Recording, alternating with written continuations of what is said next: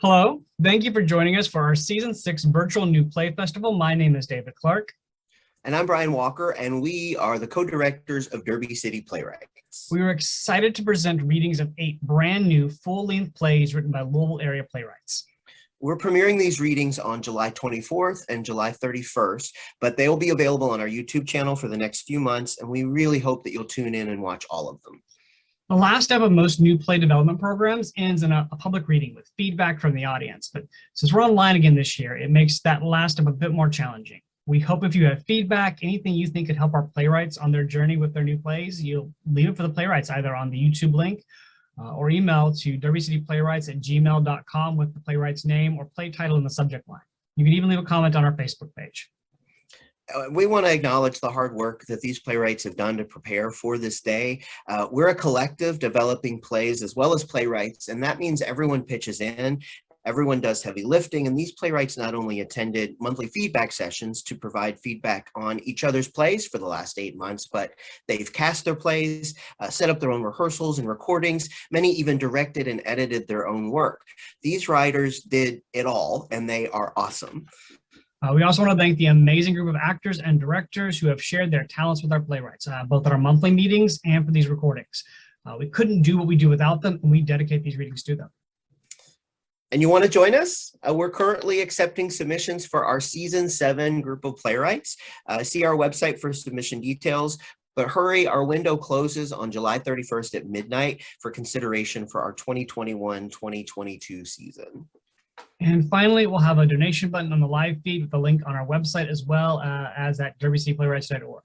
If you are able and believe in what we do, consider making a donation towards our next season, which will be in person again, and we have lots of exciting things in store. And thank you for tuning in. We hope that you enjoy the play, and we thank you for your support of new plays in the Ville. The Thing's a Play by Matthew Jablow. Act 1, Scene 1. Lights up on a park. One side sits Mark and Doug. In another area, Kate and Sharon. Lights up, Mark and Doug. They're seated on a bench. There are no original ideas anymore. Therefore, nothing is new. You've said this before, Mark. Doug, just let me get it out of my system. I would be glad for you to get it out of your system, except that you have said this repeatedly for the last 6 years. So would you please tell me how much time you anticipate it will take you to get it out of your system? It frustrates me. Can I understand what exactly it is that frustrates you? Is it the lack of originality in the world, or the fact that you feel you cannot come up with an original idea? Both. That's vague. You want it defined? Please, please. I'm sitting here hungry with no money in my bank account to buy me lunch. I'm going to work in a restaurant in an hour where I will be smelling delicious food being eaten by other people. I thought you'd take the barely touched. I don't like to see waste. Then you'll eat. That is not my point. Well, it was a point. I don't want to be a slave to society anymore. Ah, ladies and gentlemen, we have come to the crux of the conundrum. Why can't I just own my own business? A small little coffee shop. I would spend all day selling people coffee and muffins, and I would be happy. People get bored of muffins. They'll demand alternatives. People crave variety. How about Java and jelly rolls? That's a winning name. Nobody eats jelly rolls anymore. I'm not even sure what a jelly roll is. It's a classic baked good. Like a scone? Exactly. Well, nobody eats them anymore. People will eat them when they are intrigued by the title. No. You will sit alone in your store dealing with the occasional person that comes in for change for the parking meters. And you will curse their very existence in a week since they have the audacity to come into your establishment and ask you for meter money. But they shun the very product you need to sell in order to survive. Within a month, you'll be on the verge of bankruptcy with a plethora of stale jelly rolls and a burning feeling in your stomach that you tell yourself is just anxiety, but in reality, the onset of diabetes from feasting on the very product you cannot sell. You cannot hire help due to your shrinking budget, so you will be unable to go to a medical professional. Instead, you tell yourself, it will go away when business picks up. One day, When you do not return my call, I will finally decide I need to taste this roll of jelly that you are pushing, and I will come to your store only to find you dead between the stale coffee beans and the rotting pastries.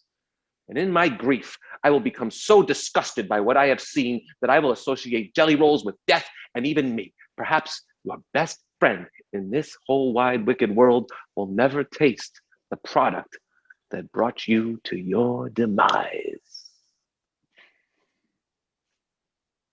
You don't support me. What am I, your mother? Let's hear your great idea. I'm hungry. Got money? I was hoping you could bring out some scraps if I hang in the back of the restaurant.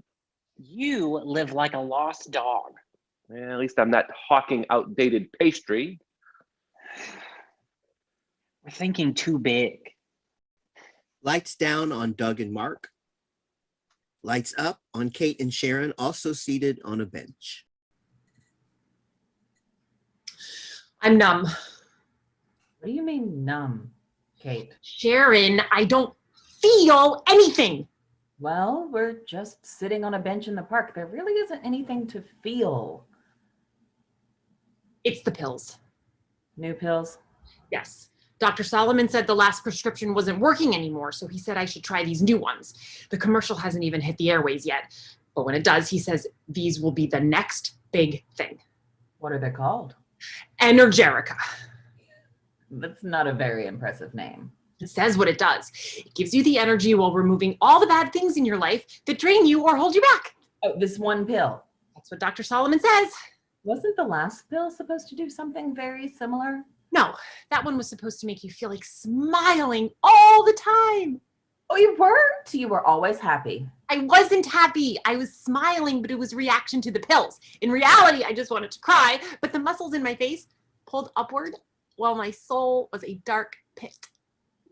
They never tell you that in the commercial. They do when the person talks really fast. Huh. I feel like a zombie. You want to eat brains. I mean, like the living dead. There's a difference between a zombie and your average living dead person. I feel like a blank piece of canvas, devoid of any purpose. Like I'm just sitting here waiting for someone to paint on this canvas and give me purpose. The living dead don't necessarily crave brains. Some may desire flesh, but zombies are all about the brain. You're not listening to me. I feel like a living black hole. 8. Maybe you don't need a pill. Maybe Dr. Solomon doesn't have a purpose for you in a bottle. I tried yoga, meditation. I miss those days. Remember when we did those self-contained salt baths, flotation therapy? Really wanted to make the most out of it. So we dropped acid before we went in. We were there for 6 hours, and when they opened the pod, I thought I was being reborn. Then 2 days later, I realized it was the same shitty world and the same shitty people. Nothing changed. I made a decision. If I could not change the world, I would change my perception of the world. That's when I went to Dr. Solomon, and he agreed to help me do that. He said I was chronically depressed and prescribed me medication to relieve me of my funk. Let's go to the movies.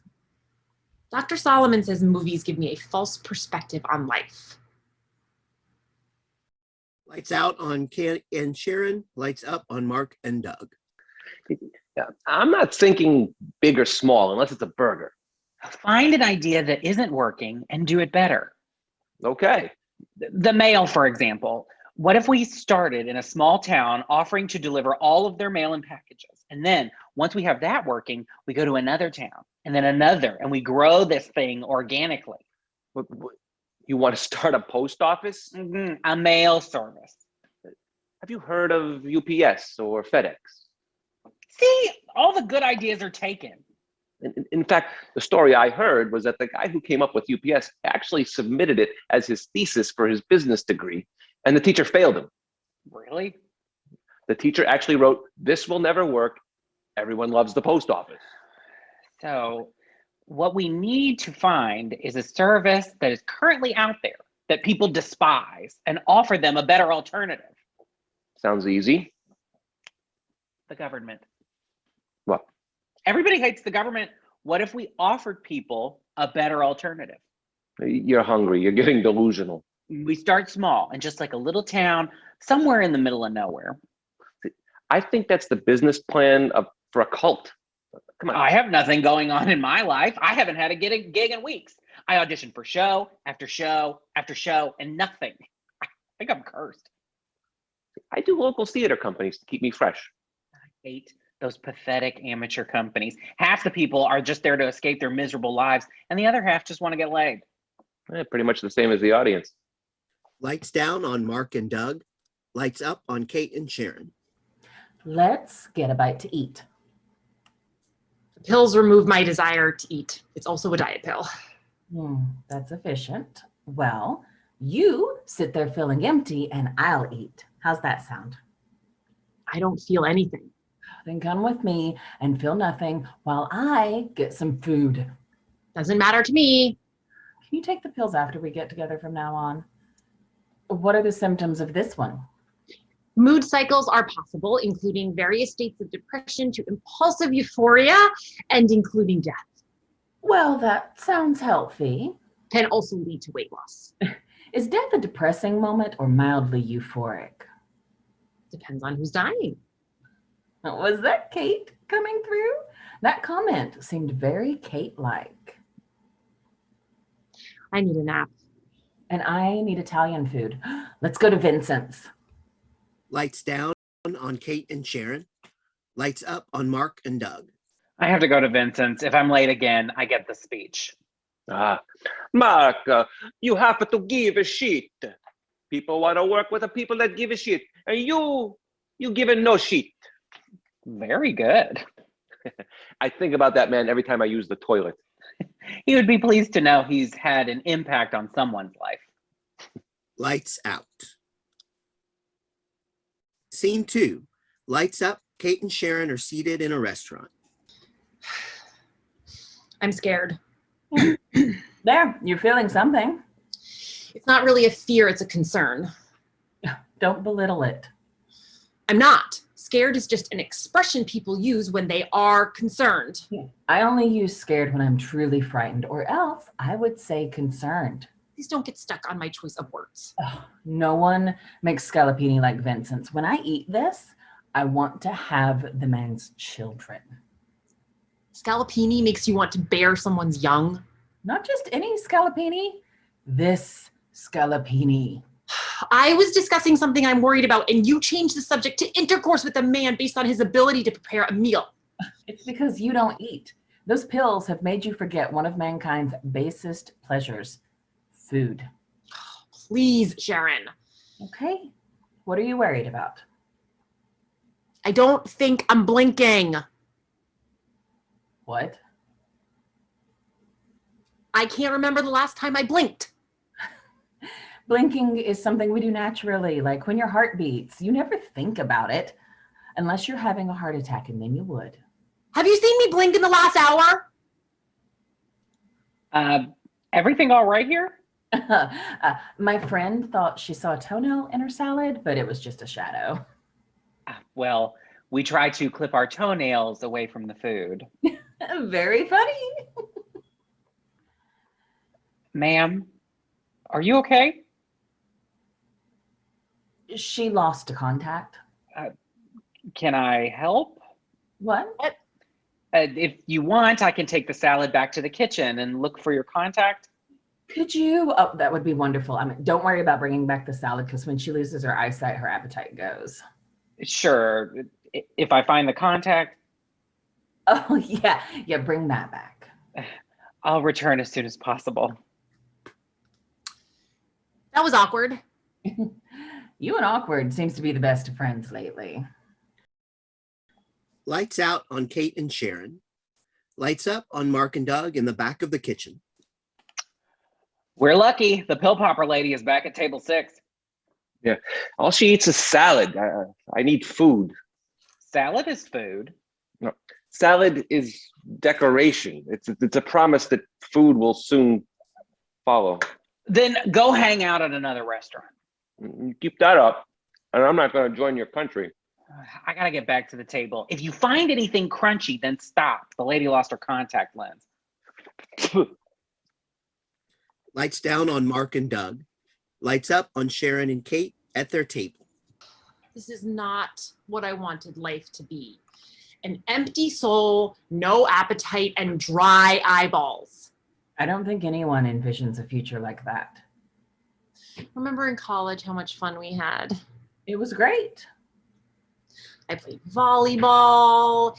We did those shows. Oh, those shows were the best. You can't live in the past, Kate. What if the past is the best thing you can think of? I would kill to be able to go back in time and do one of those productions again. You just want to live the life you've already lived? Do you blame me? I know how that worked out. Please don't yell. I'm out of excuses. So, have you ladies decided on dessert? I'm fine. No one's buying that either. Do you have those delicious cannolis? We always do. Bring us two. I'm not hungry, Sharon. Just bring them. Maybe she'll change her mind. I'll be right back. I'm not changing my mind. Okay, look, I want two. I'm just using you as an excuse. So when I finish mine, we'll switch plates, and that way I don't look like a pig. Lights out on Kate and Sharon. Lights up on Mark and Doug in the back of the kitchen. I'm on the verge of an idea. Yeah, I'm on the verge of fainting. I couldn't even finish the salad for fear of eating glass. I have to grab some cannolis and then I will let you in on the idea that will change our lives. Find something. I'll even eat the fat that somebody cut from their steak, as long as no one's lips touched it. I'm fine with cutlery, just no lips. Lights out on Mark and Doug. Lights up on Kate and Sharon at their table. Where are those cannolis? You just ate a whole meal. If I don't eat right after the meal, the food gets to my stomach and I lose my appetite. It's a race. I just want to get home. So soon? We could wander the museum and mock the great masters. I just need to be back safely in my house. Here you go, ladies. If you don't want anything else. By the way, we did not find a contact lens in the salad. Okay, I will leave the check here for whenever you are ready. Lights out on Kate and Sharon. Lights up on Mark and Doug in the back of the kitchen. Oh, good. You're back. Do you got any food without shards of glass in it? I have an idea. I've learned to not wince every time you say that. We need to get everybody together. Mark, we are everyone. I'm not sure if you've noticed, but most of the people we used to hang with have slowly removed themselves from our lives over the last few years. What about Gina? Especially Gina. Why? Do you block out the past? Fine. I will recall for you. Remember the idea you had to open a phone and internet-based training company for entry-level software users? Yes, of course I do. Oh. And do you remember when things were slow and you decided we could make extra money doing phone sex as well? It sounds like it might be me. And how can we forget when Gina got the two confused? She talked dirty to a class of people looking to learn spreadsheets, resulting in half of them giving us horrible reviews and the other half asking for her number. She was mad. No. She was enraged and embarrassed and promised to not only never see you again, but to never utter your name, not even in vain. Oh, she's got to be over it by now. Mark. Hold that thought. Lights out on Mark and Doug. Lights up on Kate and Sharon at their table. Thank you both very much. It was our pleasure to serve you. Of course, thank you. And goodbye for my friend as well. Kate and Sharon exit. As soon as they're out of sight, Mark turns back to the kitchen, lights out. Lights come back up, Mark and Doug in the back of the kitchen. Get in the car. Are you not working? Damn it. Hold on. Mark sticks his head in the restaurant. Vincent! I have to step out. I think I have gonorrhea. We hear the sound of every fork in the restaurant hitting their plates at the same time. You just have a cold? Go big or get lost. I would have gone with a cold. Lights out as we hear the sound of tires screeching. Scene 3. Lights up. Mark and Doug stand before a giant, beautiful house on a hill. This is it. Are we casing this place to come back and rob it later? Because I think that may be going too far. No. Rich people. Very rich people. What do they always want? More money? Aside from that, Even more money. they want to impress their friends. You want to sculpt their shrubbery? No, I want to give them something that money can't buy. Money buys everything. It is an expression. I know money buys everything, but I'm trying to say that money can't buy this. That's like a double negative. How is it a double negative? Look, I don't want to do this right now. Do what? Us. I don't want to do the us thing right now. How we talk. Well, what's the idea? It is a theatrical spectacle In a person's house? in a person's house. So now you're just going to repeat everything I say. Doug, you are my closest friend, and the only one I would ever, I am your only friend. which makes us very close. That's true. Imagine a show in your house where you get the chance to shine like a star in front of all of your friends, acting, music, maybe even a little dance.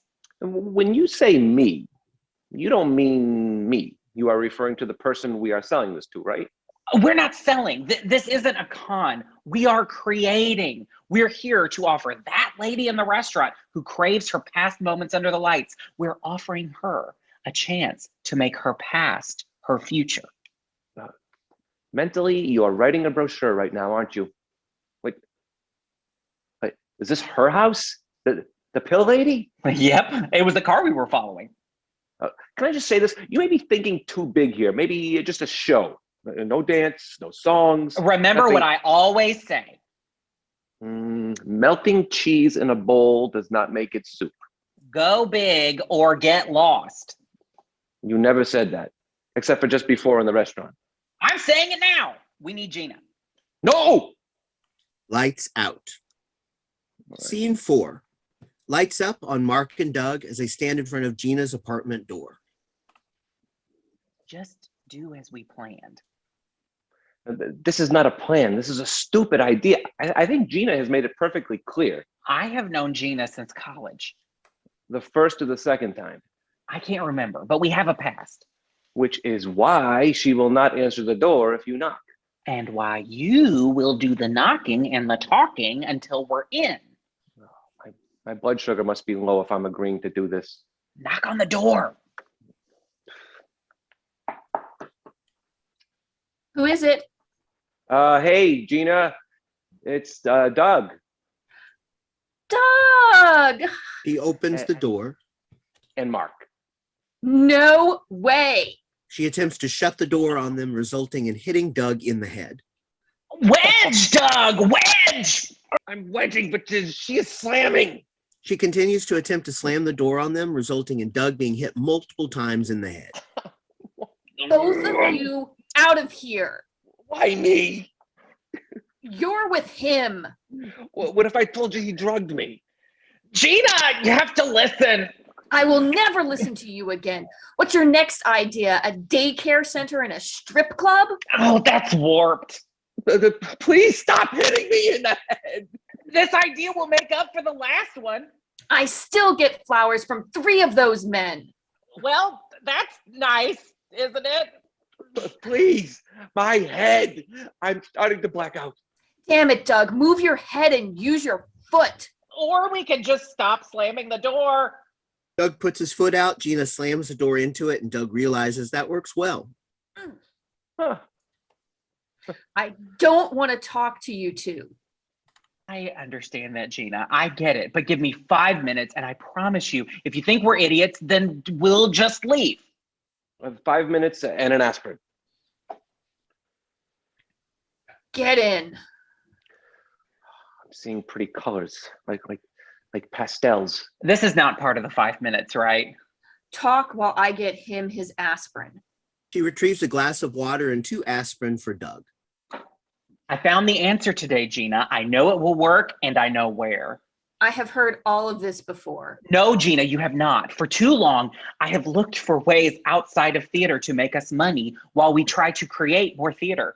What if I told you that this time I've invented an idea that allows us to make money doing theater while we look for more ways to do theater?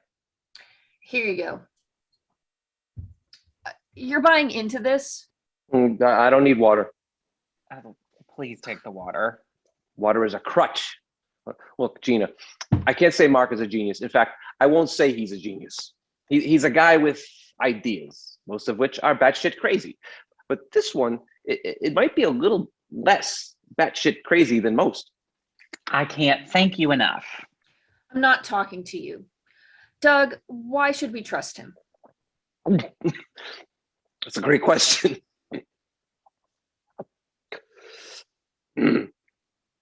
One second. And? Just 1 second. Oh, just drink the water. You're ridiculous.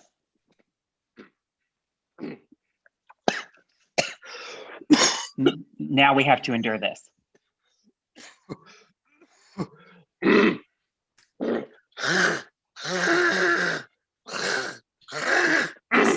Seriously, Doug, take the water. Gina, if you would just let me explain. Listen, we broke up, so I didn't have to listen to you explain anymore. Gina, damn it, Doug. Are you going to die just to make a point? Drink the goddamn water.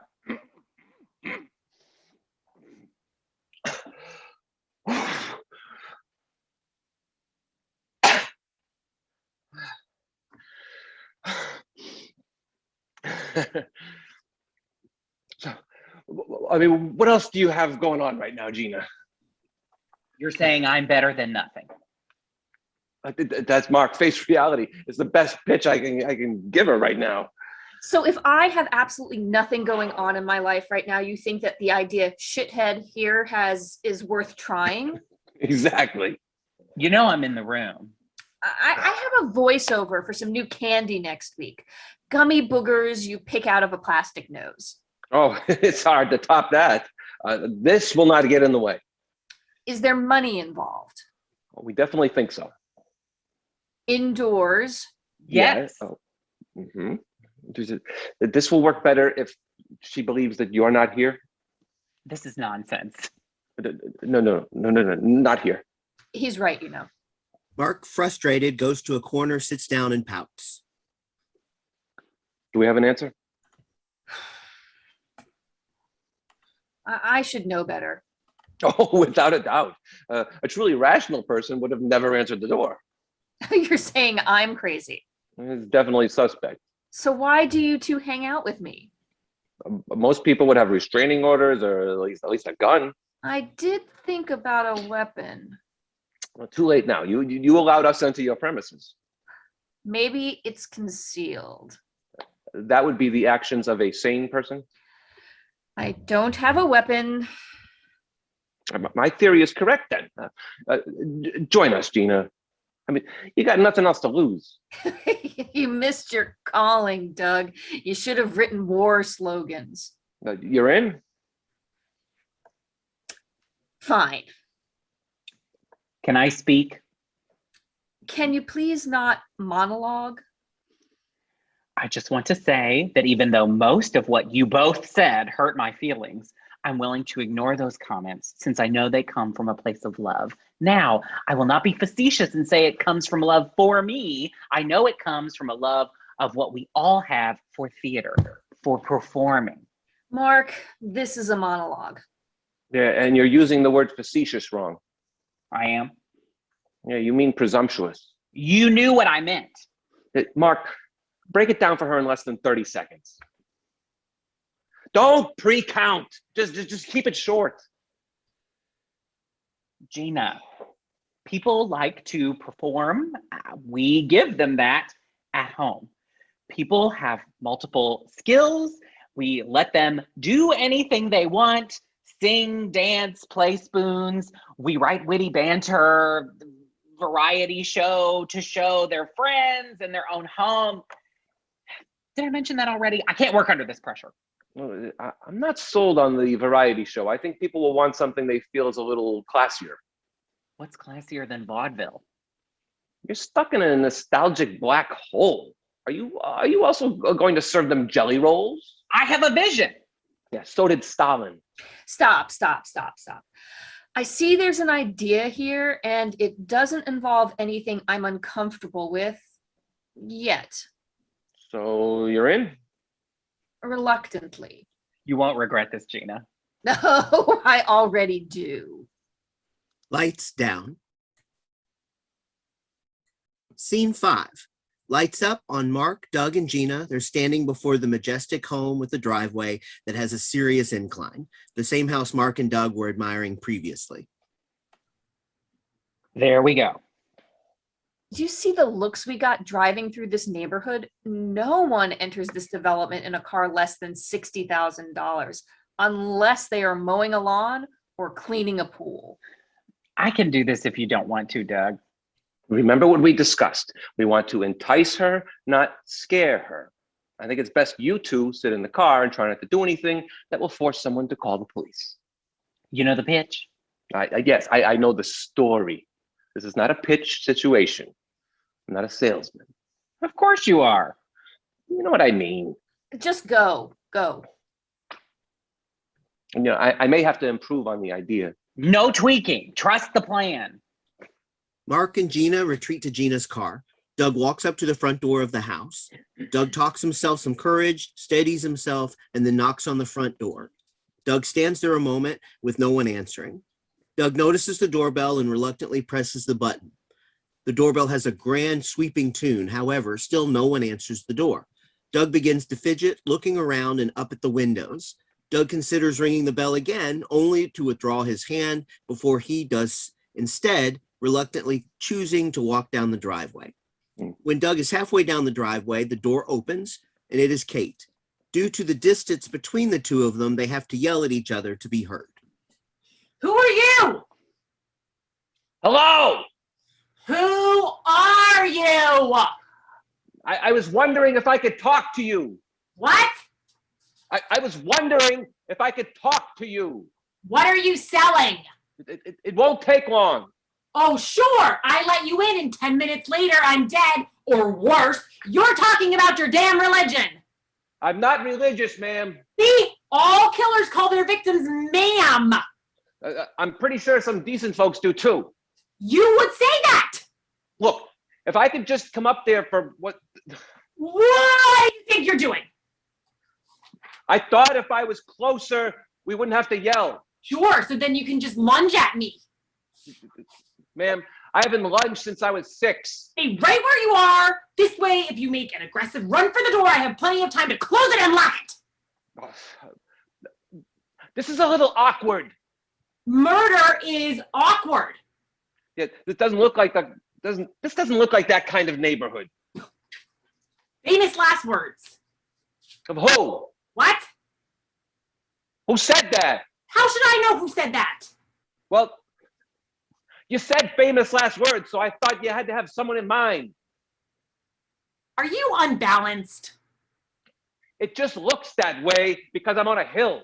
What? I'm on a hill. What pill? I didn't say pill. I said hill. I look unbalanced because of the slope of the ground. You're not making any sense. Okay, you know, I'm gonna leave now. Why? Because I do not see this conversation going anywhere due to the pronounced distance between us and the fact that you don't want to talk to me. Oh, so I'm rude. That's a lousy thing to say. You knock on my door in the middle of the day, then ring the doorbell before I even have a chance to get to the front of the house. And then you stand on a hill yelling at me. Well, you either try to sell me something, convert me, or murder me. And I'm rude. Doug throws his hands up in defeat and begins to walk down the hill. Hey, get back here. Lady, I'm going home. Oh, So now I'm not worthy of being ma'am. This is pointless, madame. There. Is that better? It's condescending. And with that, Doug Knopfner returns to the dugout, having struck out with the bases loaded in the bottom of the ninth. Hey, What do you want now? you owe me an explanation. Are you out of your freaking mind? I owe you an explanation? Lady, that's all I wanted to give you was an explanation. I knocked on your door, followed by a ringing of your doorbell, since apparently your house is the size of a football field and it takes 2 to 3 days to cross it. I wanted to ask you, yes, in fact, I may have even been trying to sell you on an idea, but you wouldn't let me come close, since I apparently resemble a psycho killer. And after we yelled at each other for 10 minutes, I decide to leave you alone. And now you want an explanation? It's the least you can do. Can I come up the hill and we can talk like normal people? 502-555-9687.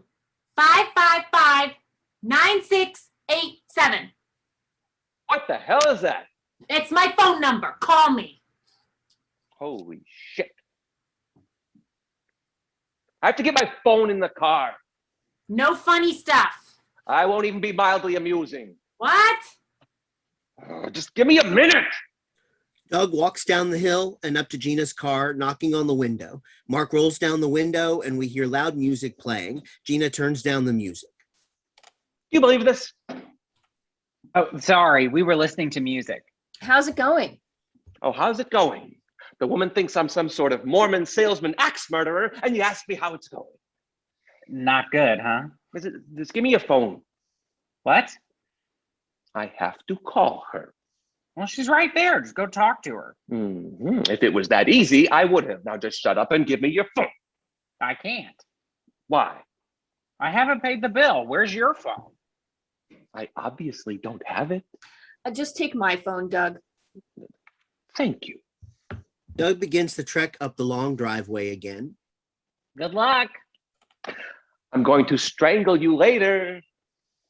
What?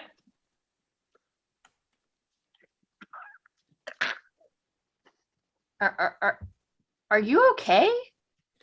Mark slides the car window shut, now taking his eyes off Doug, who stares at him maniacally. Doug turns away when the window shuts and grudgingly walks back up the hill to the spot he was when he was yelling at Kate. Doug dials the phone. The next dialogue is heard through the phones. Hello? Hello again. My name is Doug Knopfner. Hello, Doug. Hello. I had an entire presentation I was going to explain to you, but right now I have no reason to believe that there is any purpose to doing that or to continuing this call. Don't be a quitter, Doug. Okay. Let me give it to you in a nutshell. I represent the moving theater company. I know the name sucks, but let's get past that, okay? Definitely. Fine. We are in your neighborhood and in fact have picked out your house specifically due to the size of the living room that we believe you possess. This is not making any sense. Please. Fine. What we offer is a unique theatrical experience, a chance to be the first person in your neighborhood within your social circle to host a theatrical event in your home. You still with me? Come into the house. Scene 6. Lights up on Doug and Kate inside the spacious home's living room. It's like you read my mind. How so? I've been looking for something new, something unique to do. You have no way of knowing this, but I did some acting in college. I was just discussing this with my friend at a restaurant. That makes sense. How would you know? There's an energy to performers. You can just feel it. Well, only other performers can feel it. It's like a secret code. Really? Yep. I knew. Even during the screening, in fact. I hope I'm not being presumptuous here, but well, I would hope that you would consider being in the production with us. You're kidding me. Well, not at all, ma'am. Oh, please, not the ma'am shit again. My name is Kate. I have a part that would be perfect for you. She's sophisticated, smart, beautiful, beautiful woman who is the key to the entire play. Do you think I can handle that? I feel it deep in my core. What is this play? Yes, the play. Well, it is a production that has not seen the light of day for hundreds of years. You see, my associate, Mark Jacobs, is an intellectual. He worked at Harvard University. He discovered a script written by the bard himself that has been lost to theatergoers since it was originally produced in 1615. Shakespeare? The greatest playwright of all time. I've never done Shakespeare. Here's the thing, Kate. It was written at the end of his career, his last play, so the dialogue is more modern than the other plays that we know. Really? The times were changing and Shakespeare kept up. What's it called? What's the title? Yes, the title. It is the sequel to one of his most famous plays, The Merry Wives of Windsor. It's called The Merry Wives of Dover. Amazing. You don't know the half of it. Wait. What? His shows were produced in various places, like ancient Rome, castles, battlefields. This one is set in a living room. That's incredible. It was actually a sitting room, but we'll modernize it, and it'll work perfectly within a living room as spacious as this. Where will the audience sit? Yes, great question. Wonderful question. This is another incredible coincidence. The play occurs during a dinner party. So if we have an audience standing up, they will feel like they are part of the show and be able to experience the whole production in a way that no audience has ever before. Even more amazing, Shakespeare was dying while he was writing this play. Oh, the poor man. Yes. Dying in the second best bed, the one he would leave his wife. Why would he leave his wife the second best bed? How do you determine your second best bed? Did it have one leg shorter than the other? Well, Mark can explain that better than I can. The crux of it is that due to his failing health, this play is actually the shortest he has ever written.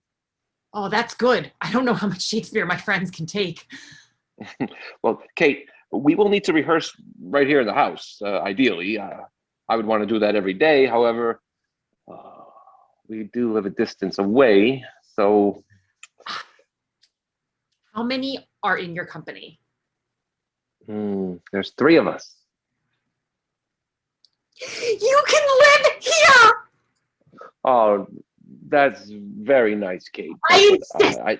The place is huge. I can make an echo. Listen. Hello? You hear that?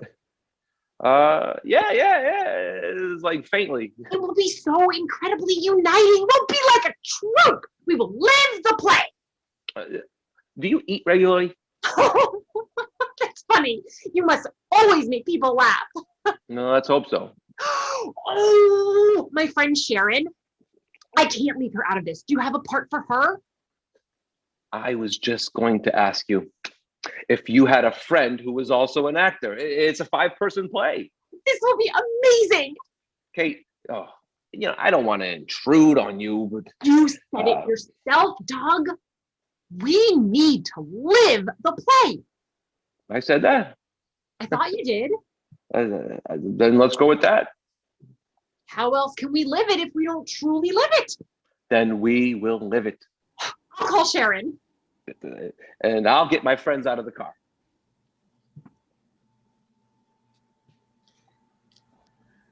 Hello, dear. Sharon, you will not believe what is happening. It sounds like the new pills are finally starting to work. Even better. Can you come over? Lights out. Scene 7. Lights up. Mark, Gina, Doug, and Kate enter the living room. Those are incredible bedrooms, Kate. This is going to be like a big, giant sleepover, Gina. Wait until you meet Sharon. You will love her, and we are going to be such good friends, and I am so excited. Right. When do we see the scripts? The scripts. The ones you brought from Harvard. I brought them from Harvard. It's a funny Mark. He's very shy about his work. The scripts you found. I thought we were doing a variety show. He's a pisser. You'll get used to it. He's hysterical. We'll see the script soon. Is anyone else hungry? I'm starving. Maribel? Damn, where is she? Oh, wait, it's Wednesday. She's off on Wednesday. Or did she quit? Give me a few minutes and I'll be right back. You both realize that woman is stoned off her ass, right? What? She's on something, and it is something good. I hope she shares. What the hell is she talking about? We discussed a variety show, songs, and sketches. Look, no one wants a variety show in their living room. They want something classy, something no one else can have. I told you I was going to riff off of your idea, and I had a brainstorm. What have you done, Doug? Once I got in the house, everything was clicking. The idea, it just kept getting better and better. It didn't hurt that Kate must have popped a handful before you got here. Well, hurry and tell us what's going on before she gets back. She went to the kitchen. It could take an hour. Spill the beans, Doug. Okay. I told her that you were a Harvard intellectual who discovered a lost Shakespeare play when you were working at the university.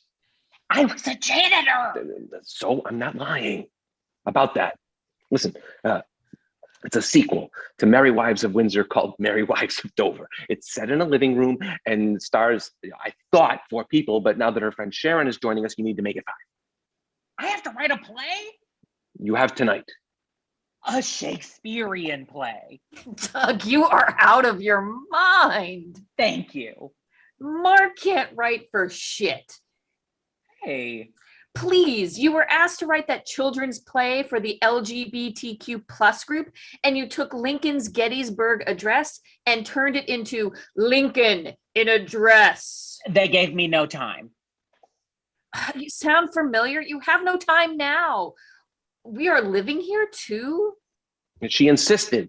It's free room and board, free food. I have a life to manage. You're hawking candy nose pickings. I have a plant. I'll buy you another. With what money? This. So we're trapped. Either you write something decent, or when her friends come and see what's going on, we are all going to be arrested. We all better pray she doesn't stop taking her meds. Albert enters the front door. Hey, I'm home. Oh, and the plot twists again. Do you know why there's a junky Toyota Corolla parked in front of our house? Oh, hello. Are you painters? Are you painting again? You are not going to believe what happened today. Remember when I told you I needed something unique to happen in my life? Well, today it rang our doorbell. Lights out. Scene 8. Lights up. Albert is sitting across from Gina, Doug, and Mark, staring at them intently. Who are you people? No nonsense, no stories. Who are you really? Shall I? This may not be the best choice. Doug. Albert. May I call you Albert? For now. Oh, very good. And my name is Mark. This is my friend Doug and my other friend Gina. Hello? Charmed. Albert, we offer something for people in search of a different direction than their lives are taking. You're religious nuts. I'm just, no, theater nuts. Has Kate signed any contracts with you? Hear me out, Albert. This is not just about money. You're not getting paid? It's a little about money. But you may just want to get to the point, Mark. It's about changing reality. In what way? Albert, we are here to transform your home and your lives for a short period of time, to turn every day into fantasy. We offer a full production in your own living room starring your wife, and you can invite your friends and family to see and enjoy. And unlike a religious guru, when the show is over, we are gone. Any questions? 2 weeks. 2? You have 2 weeks and nothing can be broken or permanently altered. You will leave this place exactly as you found it, and after the final bell, you can stay for 2 hours and then you will leave. You have a thing for the number 2, huh? I'm willing to allow this since Kate seems so excited. However, no shenanigans. Kate enters carrying an umbrella and she hands it to Doug. Best part is they are staying here with us. Staying. Can I ask why? We're forming a troupe. I'm going to need to run background checks. Oh, how far back do you go? Lights out. Scene 9 lights up on a bedroom with a long light shining above Mark's laptop. Okay, how's it going? Oh, wonderful. I'm almost done. That's amazing. I'm lying. Are you even trying? Trying to write a Shakespearean play in one night? Forgive me if the words don't just roll out of my brain onto the page. I've never written anything like this before. Just keep it down. People are sleeping. I don't even know where to start. Look, Mark, look, these people have probably never sat through a complete Shakespeare play in their lives. If they did, then it was back in school and they were half asleep. Maybe they consider themselves sophisticated and then they go to a festival somewhere, but that doesn't mean they understand what they hear. Most of them just sit there awash in their own feelings of self-importance. Oh yes, look at me, I am seeing Shakespeare. It's not the script that matters, it's the acting. Is it exciting? Does someone die? Is someone betrayed? Is there an obvious joke that makes one person laugh and then the others laugh because they don't want to be the one person in the crowd that doesn't get it? Give them something that looks like it comes from that time period, give them action, we'll play it up and they'll eat it up because nobody in that living room is going to admit to anyone else that they don't understand it because it's art.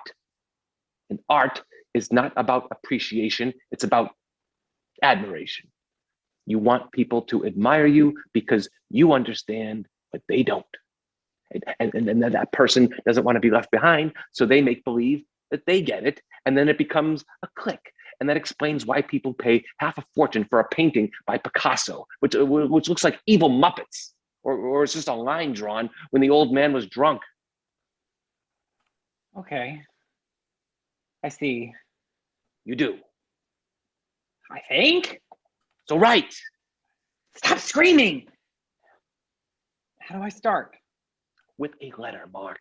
All great plays start with a letter. Mark begins to type furiously. Lights out. Scene 10 lights up on Doug, Kate, and Gina in the living room. Are you sure we shouldn't all sit in the dining room for breakfast? Doug, that table has too much distance between people. We need to become a troupe, so we eat like we're around a campfire. A campfire? Did you ask her about sharing? Yes! Sharon should be here soon. Shh. This is so exciting. I cannot wait to see the script. Oh, you're not alone there. Sharon enters through the front door. Kate. So this is our cast. Sharon! Yes! This is Gina. Hi. And this is Doug. Nice to meet you. Nice to meet both of you. Has Albert run background checks? We gave him our wallets until they come back. Wait until you meet Mark. He should be down here any minute. Have we seen the scripts yet? Not yet. Mark was up last night cleaning up some of the dialogue and making small adjustments. He should be coming down soon. Sound of a toilet flushing. How did you get Albert to agree to this? Albert says as long as I'm happy and they don't break anything or alter the structure of the house, it's fine. Albert is a wise man. Albert enters from the kitchen. The wise man is missing his coffee mug, the one with the pug on it. Oh, sorry, Albert. I didn't realize that it had significance. Do you have a dog? Oh no, I hate dogs. I love cute mugs. So much cleaner, too. Exactly. Well, here you go. I barely drank it. I've had my shots. Yes, that's all well and good. Just go and clean it and pour a fresh cup. Ask Maribel. Who is Maribel? You'll be late for work. Albert starts to leave and walks into Mark, who is coming down the stairs groggy, wearing a robe which is open enough that we see his underwear. Scripts! Everyone! That's my robe. Oh, and your underwear, I think. I'm not sharing mine. And I am. Oh, Albert, he only had one pair. All I ever really need. He used to borrow mine when he stayed over. You and Mark were an item. I never wore the thongs. Well, you have to have standards, I guess. Always felt like a permanent wedgie, I don't need the visual. although the softness was... Thank you for sharing. I'll give these back when I'm done. No, please. Keep them as a gift. Wow. How nice. Albert exits up the stairs. What a swell guy. Okay, hand out the scripts and let's discuss parts. You have a very familiar face. Okay, Sharon and Kate, you are Gwyneth and Shoshana, respectively, the merry wives of Dover. Shoshana? Isn't it amazing how the old names always come back around? Doug, you are Falstaff. Excellent. Gina, you are playing Lady Macbeth. Wait a minute. And I am Roger, the orphan son of Hamlet. Okay, maybe we should discuss. Nothing to discuss. This is how Shakespeare wrote it. Amazing. He brought back some of his most famous characters. And a bastard son as well. Let's get to work. Lights out. Scene 11.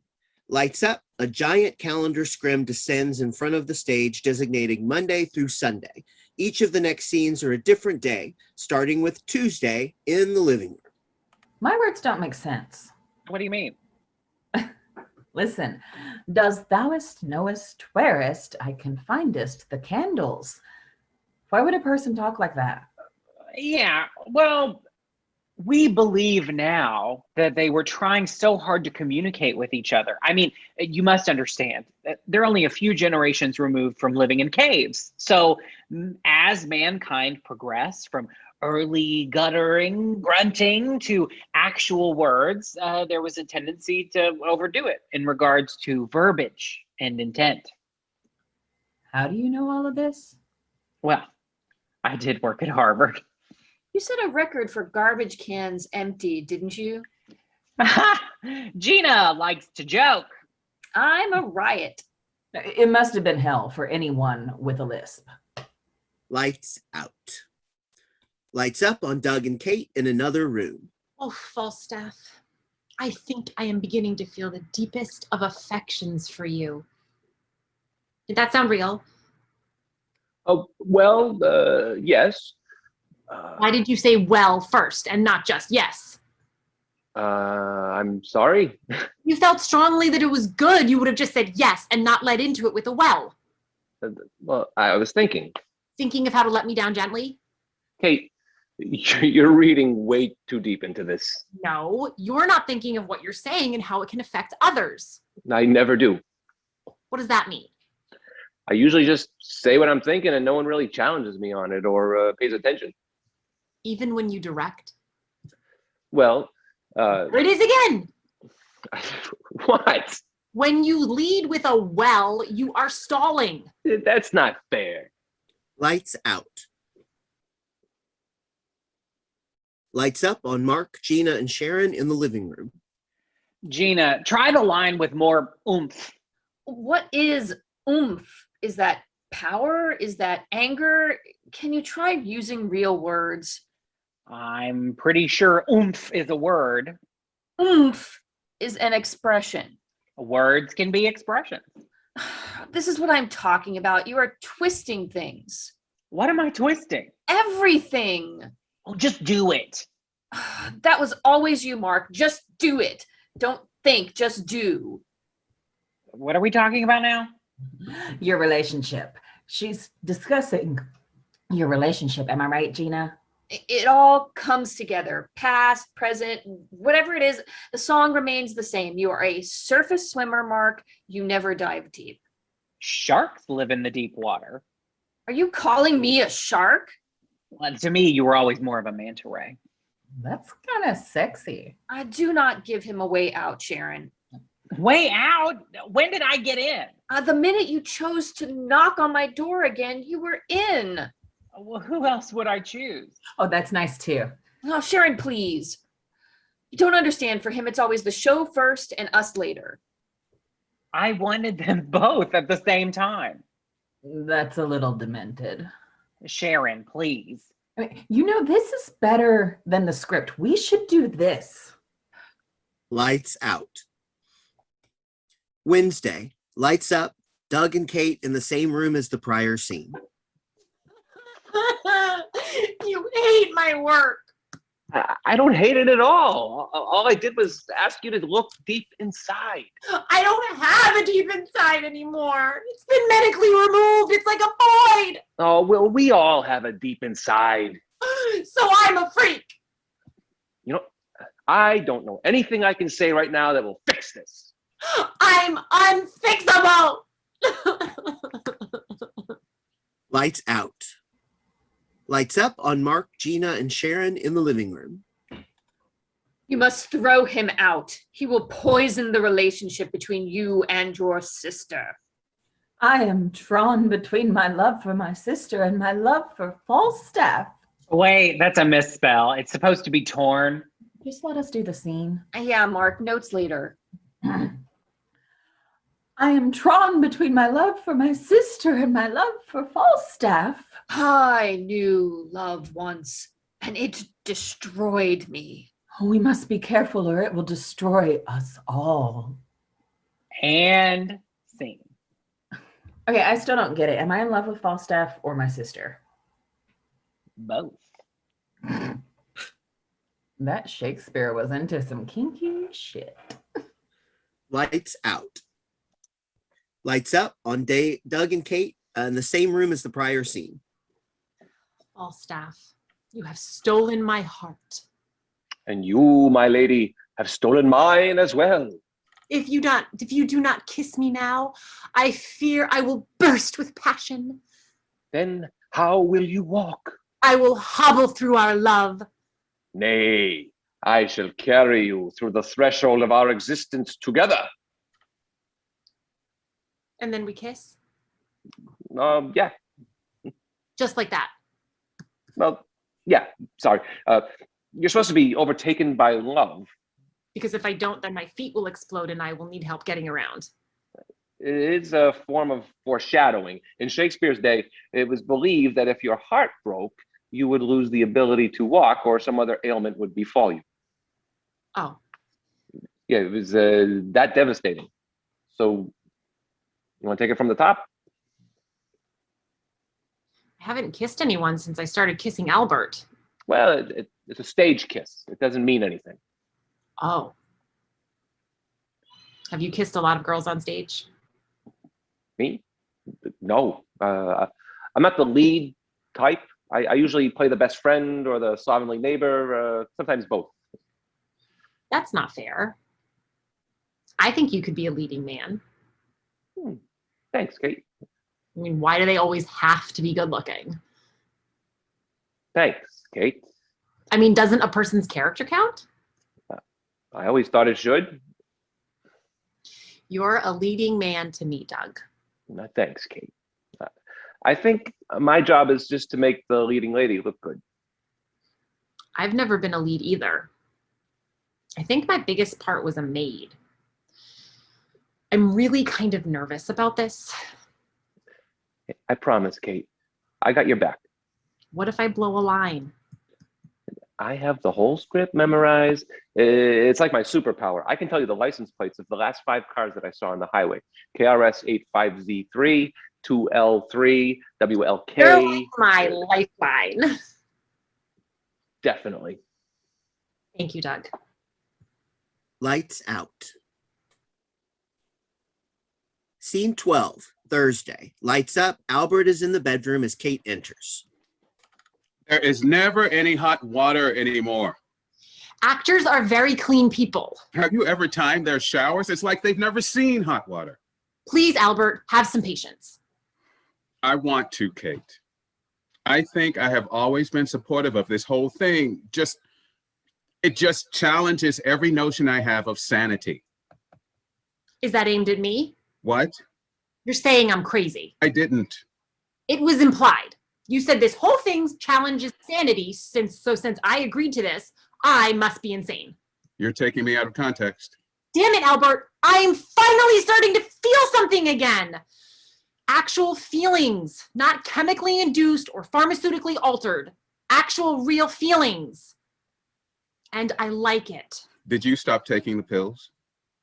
I did this morning. Did you tell Dr. Solomon? I don't think you're supposed to stop taking those pills without consulting with him. It's my life, Albert. I can do what I want. This could all be a side effect of coming off the medication. My emotions are a side effect? We should table this discussion until you are well. Table it? This isn't a boardroom. It's our bedroom. I'm okay, Albert. Damn it. I'm beginning to think I always was. I want our old life the way we live it, Kate. No actors, you and me the way we were. Albert, I was miserable. I made you miserable. No, Albert, it wasn't your fault. You gave me everything, and I chose to take it. It felt right at that time. And I look at it now, and I see I was building this wall between me and the outside world. All of these things were just objects, protection, a barrier. Within these walls, everything was safe. You went to work and I sat here among our collection and tried to find something to stimulate my mind. At night, we would sit and watch television, each of us having our own couch, then our own TVs, and then our own rooms. And slowly it happened. We were roommates. You are such a good provider, Albert. You never did anything really wrong. But you never really wanted to be part of my search either. I gave you everything you needed so you could search. It didn't interest me, so I stepped aside, found other things to keep me busy. I thought that's what I was supposed to do. We were walking 2 different paths. People can have different interests and still be happy, Kate. It worked for my parents. I'm not your mother. That's right, you are not. I know how you meant that, Albert, but I take it as a compliment. My mother joined organization. She went out into the world and made a difference. You pulled away from everything I tried to show you. It didn't feel comfortable. What wasn't comfortable, Kate? This house, your car, your clothes? Fuck you, Albert. Did you hear what I said? I said the F word, Albert, and I meant it. I don't think I have ever said the F word before, but right now I feel it and it's totally appropriate. This is not what I signed up for. We have a life, Kate. A life that both of us desired. I agreed against my better judgment to allow this band of semi-talented nomads into our house, but now they are everywhere. I go to read a book, and one of them is sitting in my library, in my underwear, on my reading chair with his skin touching the leather. The girl seems to be permanently dehydrated and can only absorb fluids via the bath, and then there's Doug. I found him in the kitchen building a pyramid out of our cheeses. I have to work, Kate. I have to go to my place of business and succeed in a way that supports the life we have become accustomed to. And that life did not include 3 vagabond actors and Sharon. I don't want to live like this. That's not fair, Albert. Fair. I've been nothing but fair, Kate. We have established a balance. You go out and find whatever it is you're looking for, which allows me time to focus on my career. It's a delicate system, which you have thrown into disarray by inviting them into our home. This is the safety zone. This is base. All the madness stays out there. Are you kidding me, Albert? I have tried everything to avoid the madness, but it always finds a way in. Every day the world becomes scarier and darker. People hurting each other, even online, you can't get away from it. People harassing each other. One night watching the news is enough to make you never leave your house. This is not on you, Albert. I'm a grown woman. My life is my responsibility, and I allowed you to create this magnificent enclosure around me where I thought I would be safe and protected. But I was protecting myself from me. I tried to live in this world. It looked so perfect and safe. Does any of this make sense to you, Albert? No. The world has challenges and we have to face them. I am facing them. No, you're running away to a fantasy. Peyote in the desert, roller coaster therapy. It's just another chapter in the adventures of Kate and her sidekick Sharon. Watch Kate and Sharon seek out new quests and the meaning of life while Albert works his ass off to bankroll their insanity. Insanity. No. Maybe there's only one way to find out, and that's to do it. And I'm going to do this, Albert. Fine, good, you do it. But I don't have to stay and watch. I need balance back in my life, Kate. So here's what I'm going to do. I'm going to get a hotel and restore my space until you have this insanity out of your system. So you take your mug stealing, underwear swiping, cheese building actors and you enjoy them. I will see you after the show closes. Fine, if that's what you want, Albert. You're forcing me to do this, Kate. I have to restore my equilibrium. I'm not forcing you to do anything. This is your choice. Where are my keys? In the little drawer next to the bureau with the 3 drawers. Thank you. You're welcome. Good night. Albert, you're coming to opening night, right? Fine. Mark is standing there in the hall. I was just getting pretzels. Albert takes the bag of pretzels and exits. Kate slams the door. Mark runs to Doug's room. Lights out. Lights up. Mark enters Doug's room. Holy shit! What are you doing here? I was sleeping. Oh, you were not. You were listening to the meltdown in Mom and Dad's room. I couldn't hear too well. These walls are too thick. Well, I was outside their door. Much better noise conduction. Fucker took my pretzels. We should probably not discuss this. You have pretzels? Of course we're going to discuss this. If Papa Bear gets any angrier, he could close this whole thing down. Yeah, but it's their personal lives. It affects all of us. What was all the noise from the Bickersons? See, well, that's not nice. Please, he's like a walking bag of negative energy since we arrived. Is he shutting us down? No, he left. Went to a hotel. Really? That opens the door for you, Doug.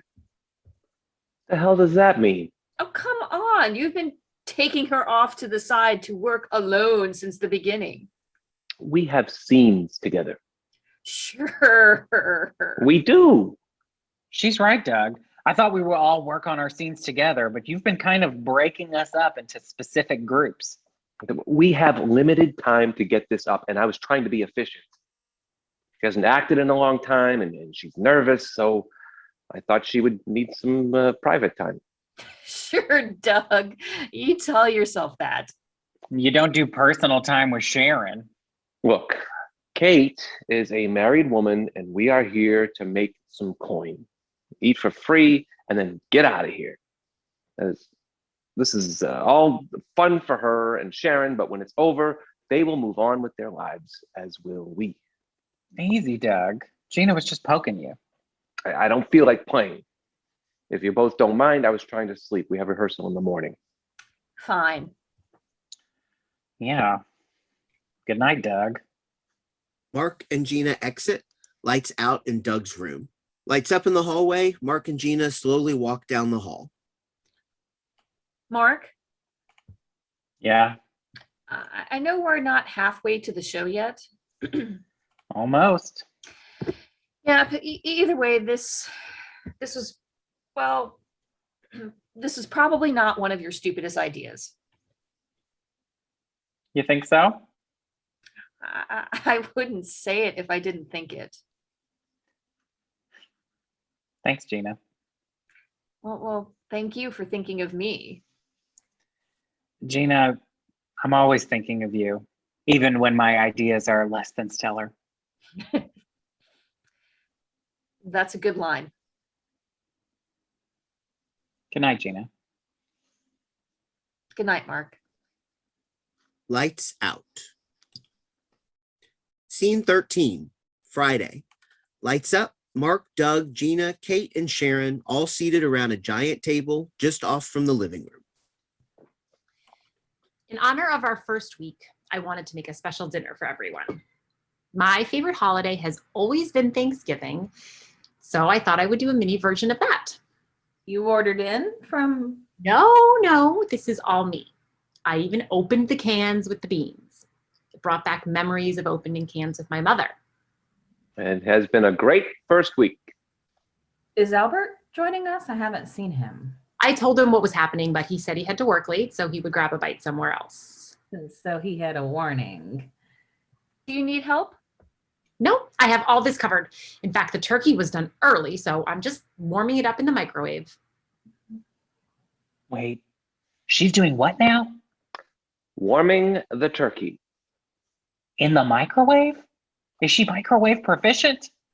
Kate has viewed the kitchen as a stopover to pick up food. I mean, not prepare, since they bought this house. It's just a microwave. And Fukushima was just a spill. You have to know what you're doing. Here we go. Kate brings out a beautiful golden turkey, places it on the table, and heads back to the kitchen. It looks edible. Take a piece. She may want us to wait. Should we get started? Go ahead. I'm warming up the potatoes. Someone has to stop her. Doug pulls, then taps the bird. It's hard as plastic. He's petrified the bird. Oh, and now those poor potatoes. What did they ever do to her? I'm starving. Quick, someone order a pizza. This is going to devastate her. Someone has to eat it. It's hard as a rock. What do I do? Suck it like a lollipop? Find a soft spot. Probably signals less radiation. Here we go. Comes out with the sides. I'm actually a vegetarian, so sides will work for me. Asshole. But no broken teeth. How's the bird? I think our director should lead us. In grace. Like my grandmother did. Dear God. Hey, how are you? Please, I haven't asked for much, so I'm due, right? And thank you. Doug looks for a place to start. Find a weak spot. Grab a leg. Mark, hold the bird for me. Doug grabs the drumstick. Mark and Doug pull the bird back and forth, trying to dislodge the leg. Pull it out and you'll be king of all England. Oh, what a bother. This must be why it always comes pre-sliced. Oh, I can't hold it. The grease. Hold it or I will bludgeon you with it. The leg breaks off, sending Doug flying backwards. Doug gets up, leg in hand, and with everyone looking at him, tries to find a piece to bite off. Doug eventually finds a tiny spot to nibble. It's a good turkey. Lights out. Scene 14, Saturday. Lights up on Doug and Kate in what has become their private rehearsal space. Falstaff, you bring out passion in me that no one has hereto and hereafter lured out of me before.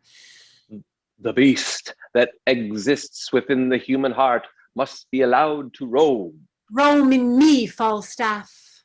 Kate rushes to him and kisses him fiercely. Doug appears shocked but goes with it. Kate, realizing what she's done, suddenly pulls away. I went too far. Don't say well. I was just going to say it was supposed to be a hug. But it needed more. You felt it too, right? Oh, yeah, I was feeling something. Just not that. I didn't say that. You didn't really say anything. You have great instincts, Kate. If you felt like it needed a kiss, then I agree. Doug, you have been so supportive of me and my choices. You really believe in me. Yeah, I do, Kate. Albert left the other day. Oh? It's been so empty for so long, like an emotional desert. I've lived in this void, but there was no relief anywhere. I would go to therapists, gurus, and then doctors, and none of them could give me what I needed.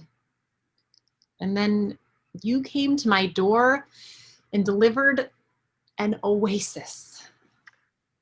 I think you are making more out of me than even my mother does. I'm sorry. I'm making this awkward. I always make it awkward. No, not awkward. Just a little. Look, Kate, it would be real easy to be attracted to someone like you. You're beautiful. You're fun. You know how to make kick-ass pancakes. Kate kisses Doug. You're really good at that too. Pancakes are frozen. I'm okay with that. Kate kisses Doug again. Lights out. Lights up. Mark, Gina, and Sharon in the living room. If I could, I would, but you are lucky I won't. I don't live by luck. She draws her sword, which is actually a long cardboard tube. Then you will die by it. She draws out her own tube. Gina and Sharon exchange a sword fight with the cardboard tubes. Ladies, surely this can be handled another way. This is exactly how we handle it in Dover. Doug and Kate enter. Gina swings and strikes Doug in the head with her makeshift sword. And now we see why we don't use real swords until showtime. Because if you're going to decapitate a cast member, you want to make sure there's an audience. Very funny. We should actually put that in. How's the scene coming? We found our groove. Doug said he was very impressed. Excellent. Then let's run the group scene at the end of Act 1. Lights out. Scene 14, Saturday. Lights up. Doug is sitting on the front lawn. Mark enters looking for Doug. Are you meditating? I'm contemplating. Ah. What? Whether I can finish this coming week. What happened? We kissed, Mark. Kate and I kissed. A lot. In or out of character? Not out, Mark. Totally out of character. Okay. It's okay. No, Mark, it's not okay. There was nothing okay about this. We sold a fantasy to Kate, and now she thinks it includes a romantic side story. You don't dig her? Who talks like that? What are you, a hippie? You know what I mean. I find her very attractive. A little loopy, but it just makes her more attractive. So what's the problem? You want the list? I have time. First off, she's married, so that's a big problem. Second, and this does not in any way belittle the first, this was supposed to be easy. We have this great concept. We actually get to make money, eat regularly, and then we get out and move on to the next giant house with an overabundant living room. If it gets romantic, then it gets messy. And that brings up all sorts of other issues like, how can she trust me when I lied about a Shakespearean play that never existed? Then what if this is just her buying into the whole concept? You said it yourself. She longed to go back to college and be in a show. We use that. What kind of people are we that we use that? She's on who knows what pills. Does that mean a college fling is included in this medically induced fantasy world? When the show is over, does she just change prescriptions and go back to her life? And I go back to hanging in the back of restaurants hoping for food without foreign objects in it? This woman is used to a certain lifestyle. I do not fit anywhere in that tableau unless I'm the guy she mistakes for homeless and donates money to while on a date with a guy that looks remarkably like Albert. Can't you just enjoy it while it's happening and see what comes of it? I have to come clean. No. Show first. Wash away your guilt later. It's not a big deal. You'll see. Everything is going great. We get each other. Once this is out, we can just move forward. Please ask yourself, are you doing this for you or for Kate? Both. Just think it through, because if you're wrong, I need to ponder. I miss our bench. there's a pile of wood out back. I think they were going to build a deck. Just go back and sit on some of it. Lights out. End of Act 1.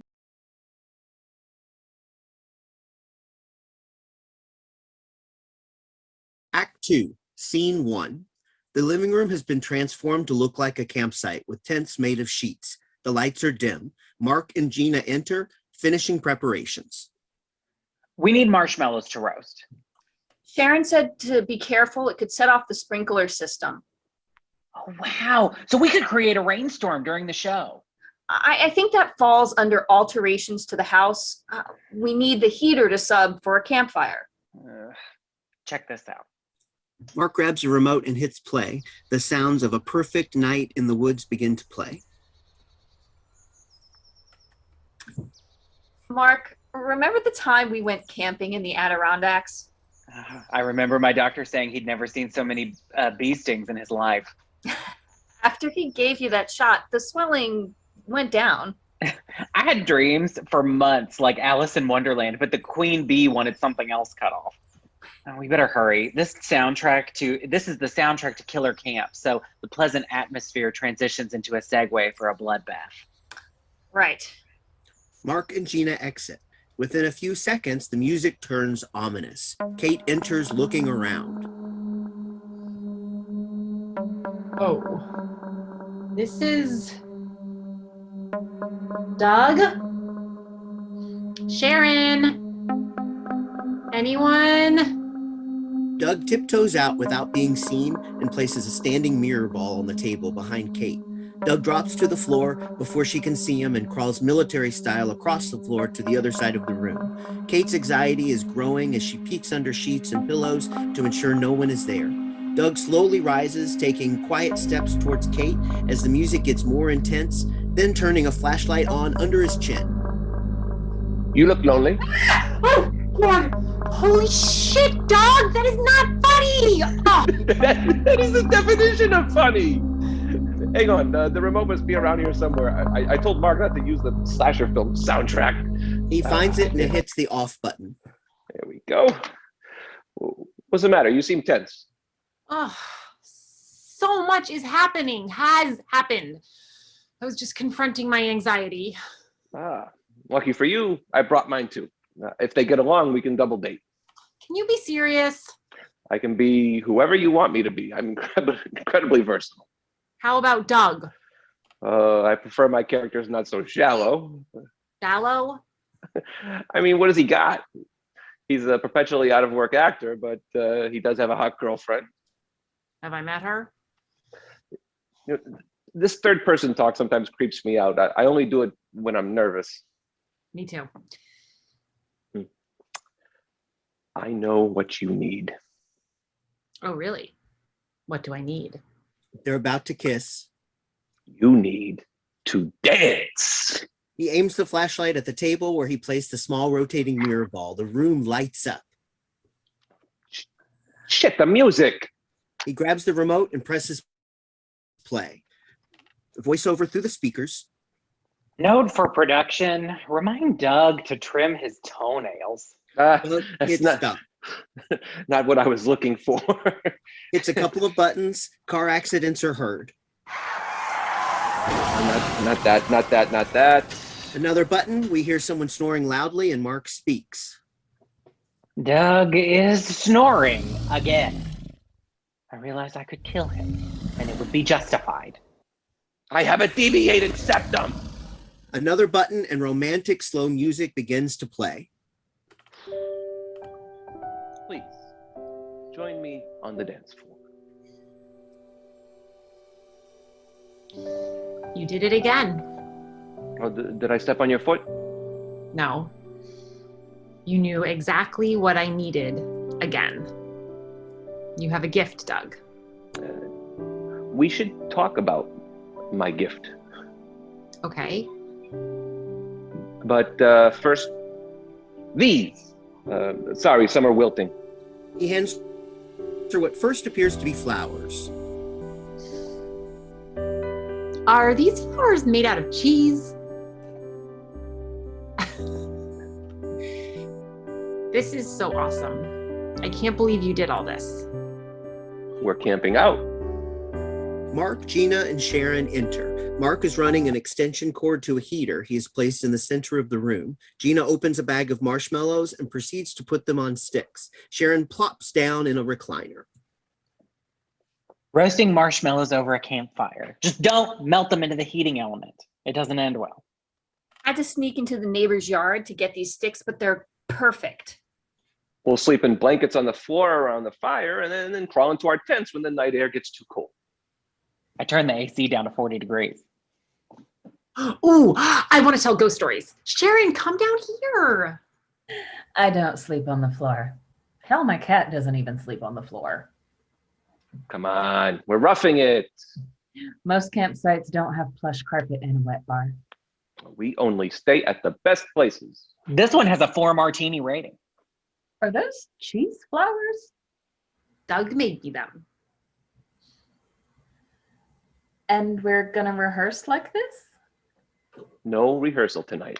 I thought we'd have a cast sleepover party. Complete with ghost stories. I want to play truth or dare. That can be risky. I'm not going to say I'm not enjoying our home-based theatrical experience, and I have followed Kate through some pretty unique experiences. But I have questions. As long as the dares don't involve shaving ourselves or advanced nudity. Advanced nudity? Oh, you'll know it when you see it. Who goes first? Kate, truth or dare? Truth. What are you most afraid of? Well, that's a long list. You might save time asking me what I'm not afraid of. Okay, top 3. Okay. I always think people are out to deceive me. Like, I need to believe they truly want to help, but then there's always some shady backstory. Oh, and even when I'm in the midst of something I enjoy, I always fear it's going to end badly.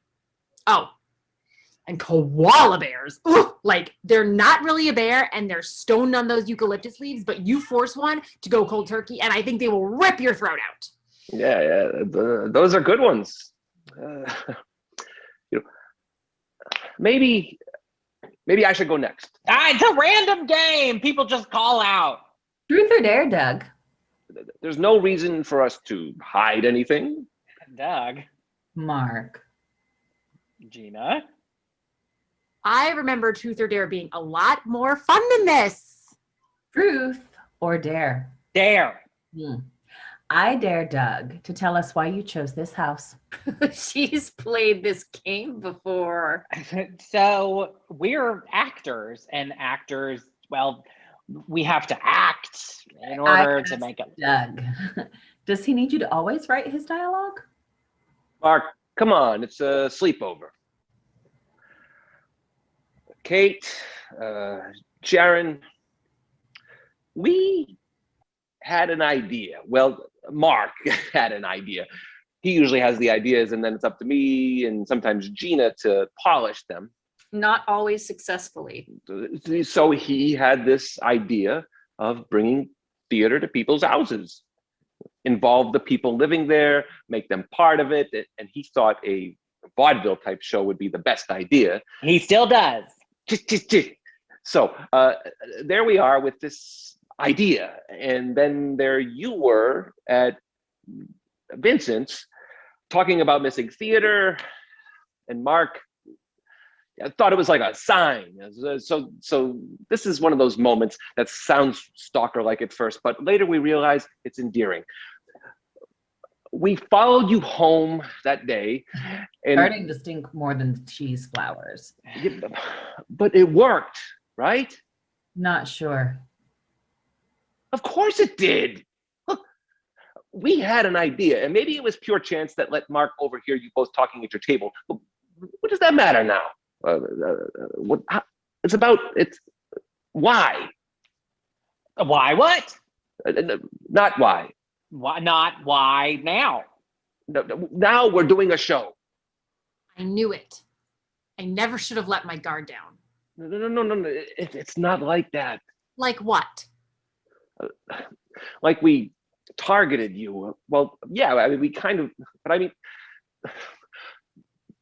do you believe in fate? Fate. The ultimate fallback when you're out of answers. I believed in you, Doug.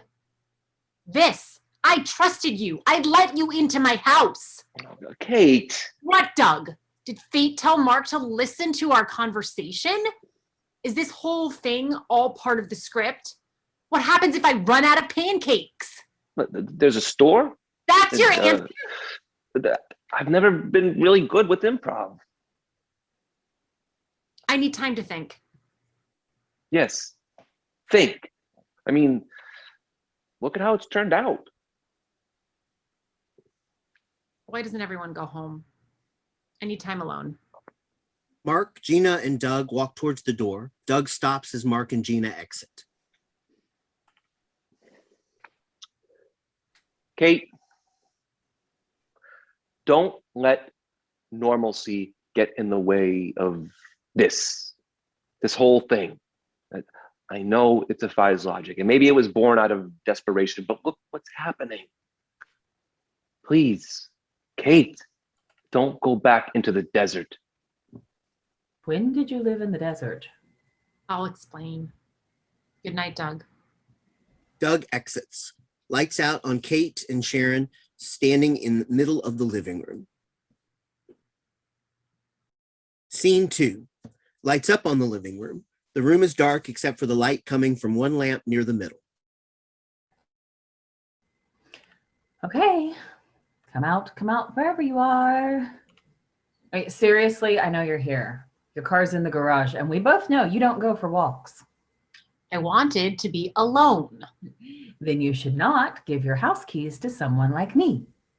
I'm not in the mood. Ah, what mood are you in? Sharon Sharon. flips on the lights. Kate. Stop it. Oh, you stop it. I didn't do anything. Exactly. You've done nothing. You're going nowhere, and this is ridiculous. Have you spoken to the Three Musketeers in the past few days? No. Have you spoken to Alfred? No. Have you called Dr. Solomon? No. I believe they call that a trifecta. You have been betting on 3 horses, and they all came in last. That is not how a trifecta works. I was using an analogy. Sharon, please. Please what? Please take me to lunch? Please help me up to the shower? Please tell me that I wasn't the mark of a couple of con men? Kate, there is no way that Mark or Doug were smart enough to pull off this ploy. I mean, they're too desperate, too earnest. If they're guilty of anything, it's being too eager with a slight touch of odd. They found you because you were like them. You're a searcher. When we first met, you were this brilliant, beautiful girl in college who met Albert, and I watched you turn his success into your shield. When you did finally venture out, you were always searching for answers everywhere, and you spoke to anyone. Didn't matter how outlandish the idea. You listened and you tried it all, and Albert paid for it all. But we had fun trying them. And then the adventure stopped with Dr. Solomon and his pharmaceutical band-aids. But medicine is a business, and they don't grow their business if they don't keep their customers. One pill became two, and prescriptions changed as your body fought off their effects. I mean, Albert, the pills, they were all layers that you added to your blockade. And then these three lunatics come into your life and it all starts to splinter. You allow yourself to care about one of them in a way you haven't cared about someone in a very long time. I went home and realized my skepticism may have been misplaced, but I just wanted you to be safe. But you're the only one who can decide what that looks like. When you're young, the world is so small, so safe. In that tiny space, everything is within reach, and it all seems so possible. Then you start to learn just how big it really is. Your perspective warps. The distance to get somewhere, to grab onto something, becomes farther and farther away. And fear creeps into those spaces and doubt takes root. You start to ask yourself, do I really need that? Can I actually do that? I was trying to think of when I stopped trying to accomplish things and made protecting myself my priority. Was there a day, an event? It wasn't either. It was a slow process. You don't even know you're allowing it to alter you, like a cancer. One day you wake up feeling different, and bit by bit you are consumed by the vast probable nature of failure. You dismiss your successes to luck. You give up parts of yourself. You exchange it for a false sense of security that you're safe. But it's an illusion, and you tell yourself it's better than reality. Then you meet someone who reminds you of how you felt a long time ago, and you just want to feel that way again. Remember when we went bungee jumping? As we climbed those stairs, I kept looking down, but not you. You stomped on those steps, rushing to get to the top. If I didn't, I would have never made it. And then you got there, and the guy asked you if you were ready, and you announced to the world, yes! But your fingers held onto the railing so tight that I could see your bones about to burst through your skin. Remember what he did? He said, relax, take a deep breath, and cross your arms over your chest. And then he pushed me. And you screamed all the way down and laughed as you bounced up. It's time to let go of the rails again. I think I'm ready. If we wait until we think we're ready, then we will never think we are. So if I agree with what you think, then I know that what you think is possible. And if you know what I think is what you should think, and you think it's possible, then you would know that I think that you need to think of something right now. And if I think that I know what you think, and you think that what I think is possible, then you would think I should do something right now because I would think of something to justify what you think. I think I'm lost in this wordplay. I think I know, but I don't think I'm able to do it. I think I have a friend that makes me think I know I can do it. Can we please stop doing this? All this time I've been thinking. Please stop. Just listen. Okay. I allowed myself to become someone else's image of me. First my parents, then Albert. I gave in to limitations, and maybe, just maybe, I don't need to hold myself back with borders. Only people draw borders. Nature doesn't even know what they are. Lights out. Scene 3. Lights up on Mark and Doug. They're seated on the bench from Act 1.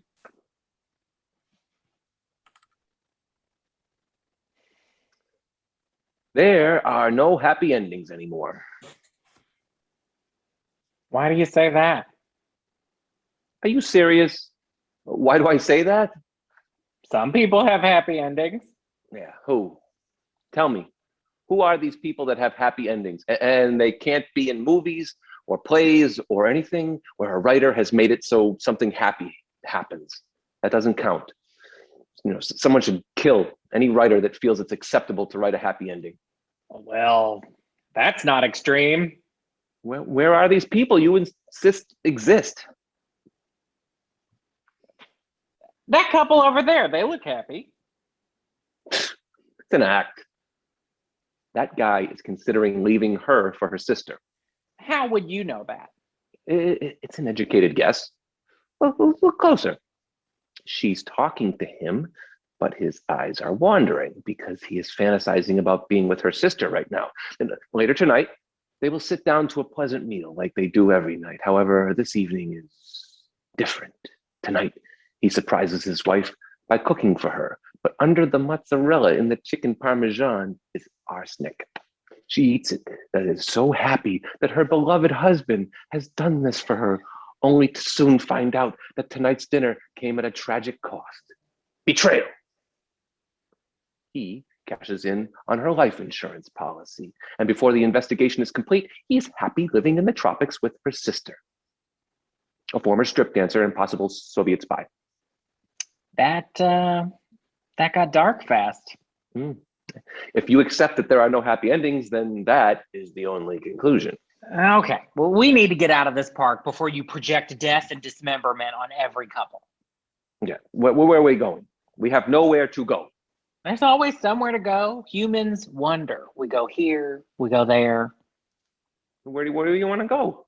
Well, right now, I want to go to that bench over there. Well, what makes that bench any better than this one? You're not sitting on that bench.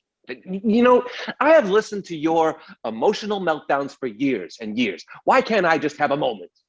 Not weeks like you sometimes take, but a moment to talk about how I feel. Oh, you're right. I'm being selfish. Why don't, you're right. I'm being selfish. Why try to do anything else but sit here and feel miserable about our lives?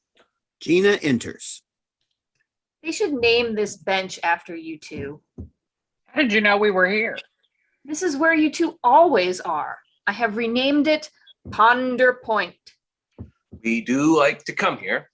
It's nice. I can actually feel my butt groove in the wood. Classy, like two philosophers. Hey, Socrates, do you ever get a wedgie when contemplating the universe? No, Plato, but I have a splinter in my tush. Funny. You're a laugh riot, Gina.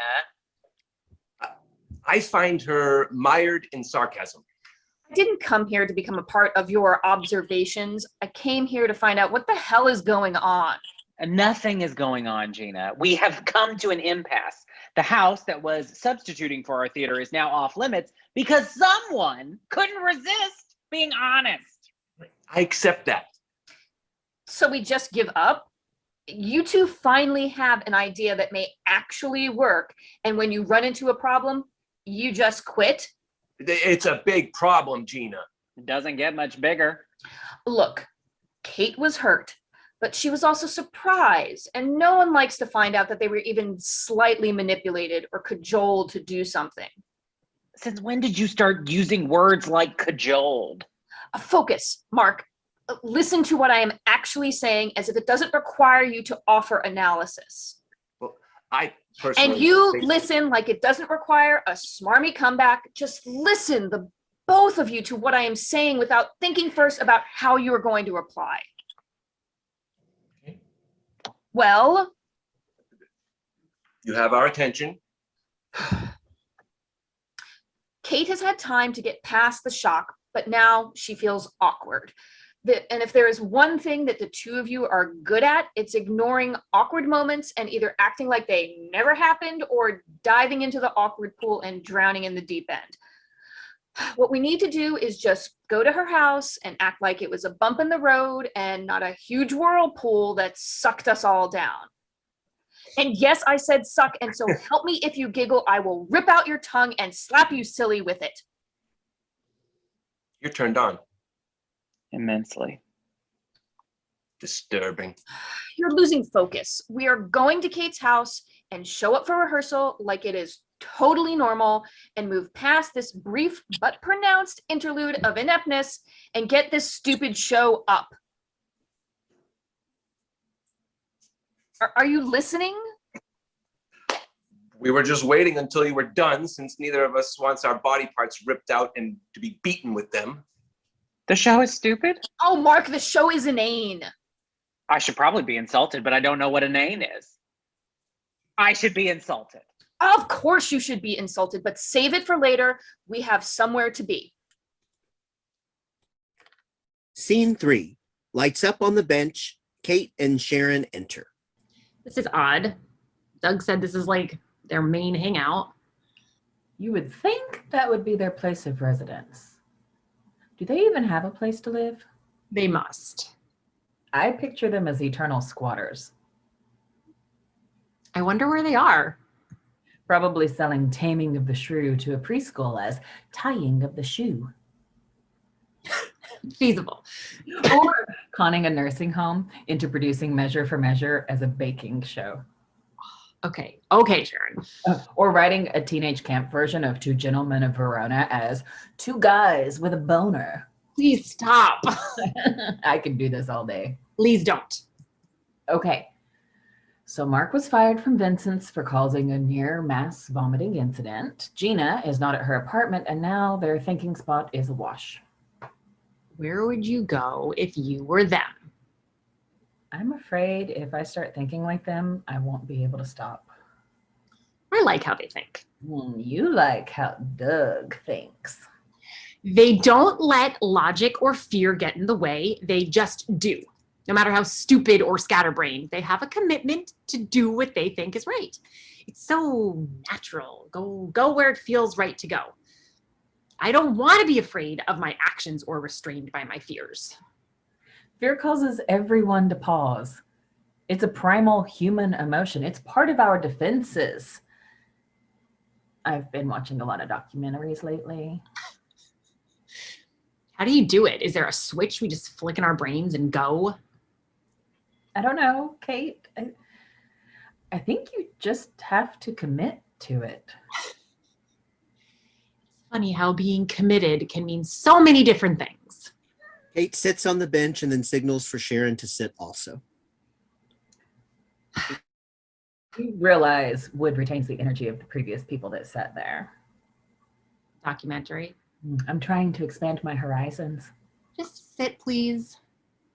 Fine, but if I start fantasizing about opening a small business or doing a show in someone's swimming pool, please put me out of my misery. It's beautiful out there sometimes. Especially when your head is clear and you don't allow doubts to cloud your vision. No, that one's mine. No educational programming involved. I worry that if I enjoy this too much, it will be even harder when it all goes away. Why does it have to leave? Everything leaves. Okay, true. If I follow you down this depressing wormhole, then yes. But aren't we better for the experience?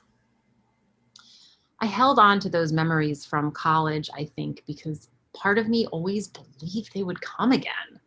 Not the same experience, just something that would leave me feeling that way it did. So why not do it again? I just am so damn afraid of what becomes of me when I believe and then that belief is shattered. I know, Kate. I wish I could come up with a catchphrase that'll make all those fears go away. All I can say is this. Surround yourself with people to buffer the pain and help pick up the pieces.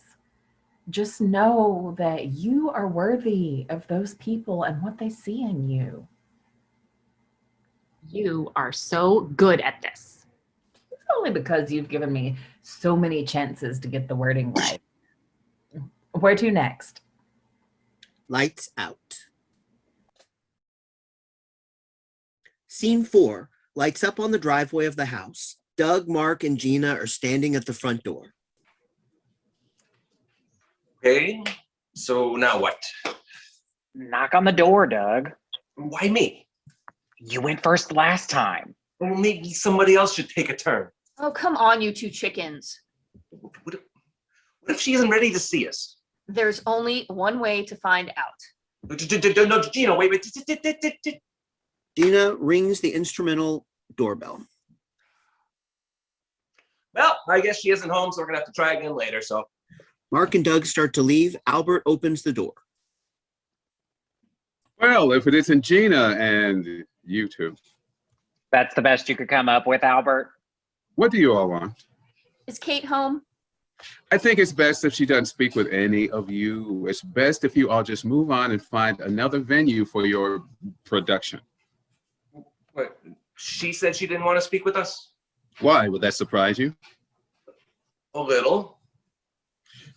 I'm not exactly sure what you all did here. I called on the phone, but she wouldn't tell me. Knowing Kate like I do, I can see she allowed herself to step maybe too far outside her comfort zone. And for her, that's a dangerous thing. Why would anyone who cares about somebody say that? I don't have to explain myself to you. Then who? What? Who do you explain yourself to? This is ridiculous. But you're above having to explain yourself to anyone? Like judge and jury. That game show we thought of, what was it called? Judge and jury. Albert senses they've gone off subject and walks backwards into the house, silently closing the door. You know, I never understood the point. It always seemed to be that if you're both, then the poor person who is being evaluated doesn't really have a chance. A chance for what? Perspective, Mark. If he is the sole source of judgment and no other feedback is offered, then he can block anything new coming in. The silencer. Ooh, that'd be a good name for a movie. They wanted to speak, and he said no. Who do you picture playing them? That'd be good roles for us, actually, wouldn't it? I had an audition where I was supposed to play someone in the crowd. Did you get it? They said I wasn't the right type. Okay, Albert, I hope he shut the door. I thought he was right there. I thought you both knew. Open the door, Albert. This is important stuff. From behind the door, Please just leave the package at the front. I'm in the bath. You hate baths. You said it was like wallowing in your own filth. he opens the door. That you remember? Listen to me. This is all a game to you, but this is our lives. It's all a game, Albert. Every day is a game.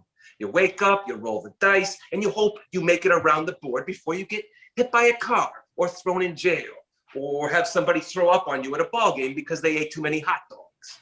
That was 3 years ago. I loved that shirt. You're off the rails again. Okay. I'm going to step back into my home and try to forget that any of you exist. Please be gone before Kate returns so she does not have to be traumatized any further by you. Yeah. Close the door, Albert. Lock it. Set the damn alarm. It doesn't matter because we are now part of Kate's life. And short of killing us, there's no way to erase us. You don't own a weapon, right? Probably should have asked that before Doug put the idea in his head. There is something seriously wrong with all of you. Kate and Sharon enter out of sight. Yeah, and that makes you uncomfortable, doesn't it? Because you like things nice and neat, everything in an ordered way with color-coordinated folders, pug mugs, and alphabetized people who do the same things and act the same way all the time. People like us, we're chaos to you, and that's terrifying. Let me shatter your world a little further here. Kate is one of us. Chaos can be fun, and Kate liked having our type of fun. You probably even hate the word fun. Well, listen to this, Albert. Fun. Funny. Fun. Funny. Fucking funny. Fucking fun. I think he gets your point.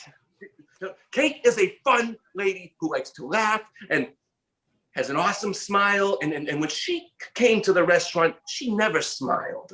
She never blinked either. But when we were working on the show, she was always smiling and even offer the pills. And her laugh would fill the room, and it made us laugh.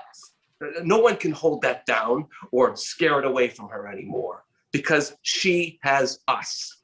And we won't let anyone hurt her like that. We want to hang around with her and rehearse the stupid show. Again with the stupid. And whatever comes of it, well, who cares? Because as long as all of us are together, we're having fun. I like that idea. Kate. Hi, Doug. Hi, Gina. Hi, Mark. Hello, Albert. Am I invisible? Gina hugs Sharon. Hello, Hello, Sharon. Sharon. Hello, Trouble. Kate, I don't want this chaos anymore. I know, Albert, but I do. I want more craziness in my life, more challenges, more fun. I want to work with these goofballs and do their stupid show. Now you're just being cruel. I know this is not what you signed up for. And I'm sorry, I can't be the Kate I was, or you thought I was, or even I thought I was. I tried, but she doesn't fit. She's too tight, especially around the hips. Let's do the stupid show. Lights out. Scene 5. Lights up. Mark, Doug, Gina, Kate, and Sharon are in the living room. We're going to pick up where we left off. We have 2 more days before we open, so we really just need to. Mark, I'm sorry to interrupt. No, she's not. Doug, I am, but I feel I need to say this. You are probably not as bad a writer as Gina and Doug say. If this is a compliment, you're starting off all wrong. And this play, well, Doug told me you only had 1 night to write it, and it's just not very good. You really need to work on flattering the writer. I've given this a lot of thought, and I would like to take a shot at fixing the script. Wait a minute. I'm not comfortable. It couldn't hurt, Mark. It couldn't hurt. Mark, you know the script has more holes than a politician's apology. Accurate and topical. Just let me take a shot at it. And if you hate it, if you absolutely hate it and think I am the worst writer to ever hold a pen, Even worse than you. then I promise I will let you go back to the original script. No arguments. None. Absolutely. From any of you? Wait, this is a group agreement? Yes, as a group. What about snide remarks? No, Ego-crushing sarcasm?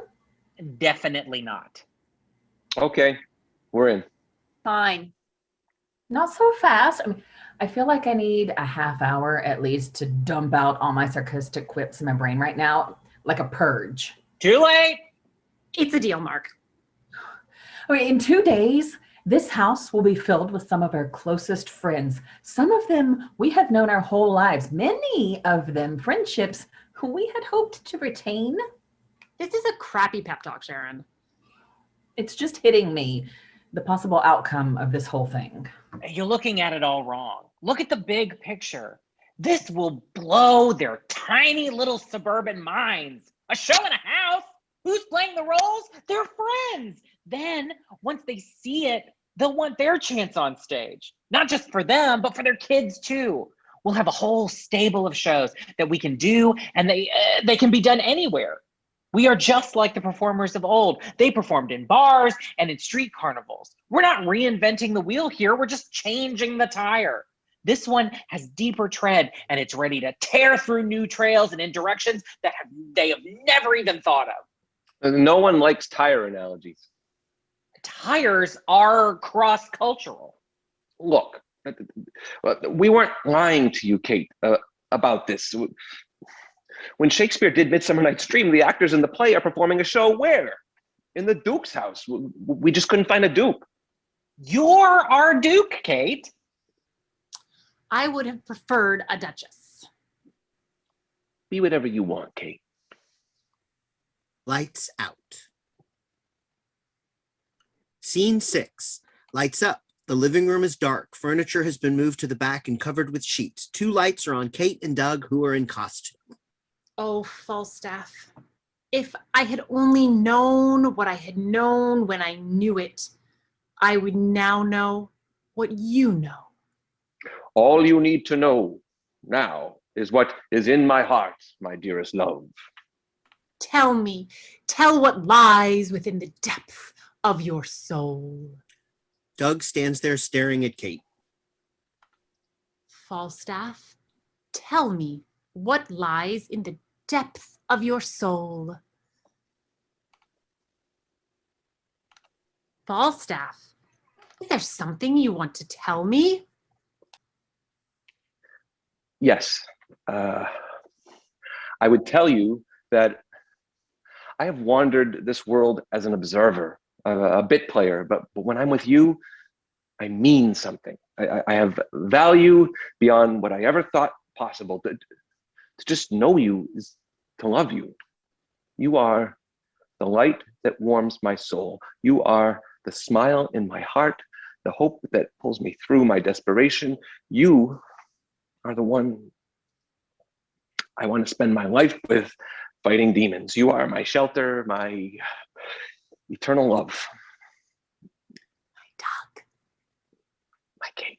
Mark walks on wearing armor comprised of cardboard boxes, which results in an entrance accompanied by the sound of cardboard rubbing and clunking and obviously uncomfortable. Staff, war beckons. Be safe, my dearest. Yep. I hate it when you improvise. Lights out. Scene 7. The lights are out. We hear the sound of applause, followed by the clinking of glasses, the sounds of a party, and 3 voices. That was so different. Where did you find these people? They're so funny. I actually stood what was being said. Seriously, you think I could do this in my house? Lights out. Scene 8. Lights up. Living room. Mark, Doug, Gina, Kate, and Sharon are there, exhausted but thrilled. The room is in shambles with costumes and props on the floor and sheets slipping off the furniture. Don't ask me how that shit show worked, but it did. It got laughs. Even some of your lines, Mark, they got laughs. It was funny. It was topical. Hell, Kate's ideas to throw in the jokes about the neighbors in the town, that was spot friggin' on.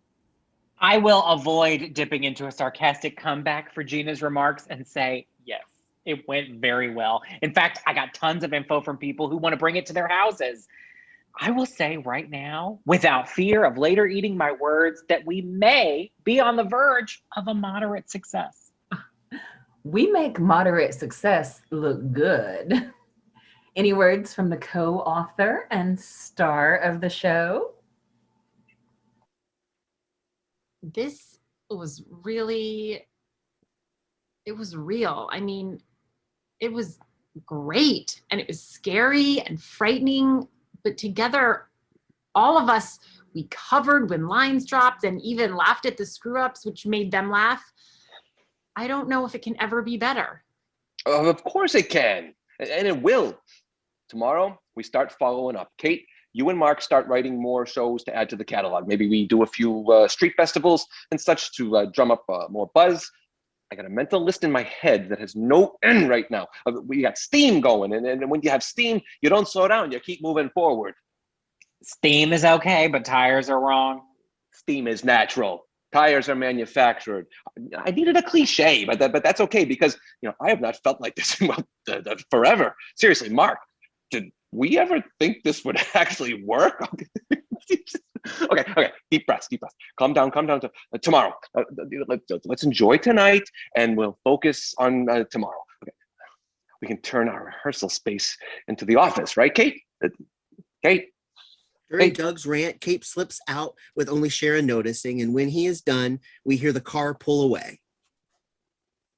What just happened? Reality happened, Doug. Maybe more reality than she expected. I overdid it. I went too far, didn't I? Let her figure it out, Doug. Don't think the worst. Just let her sort it all out in her head first. Sharon's phone dings. What was that? Yeah, my phone. It says, please give this to Doug. Hands him the phone. It dings again. Well, are you going to share? Just says bench tomorrow at 11. Just need to make sense of all this. Lights out.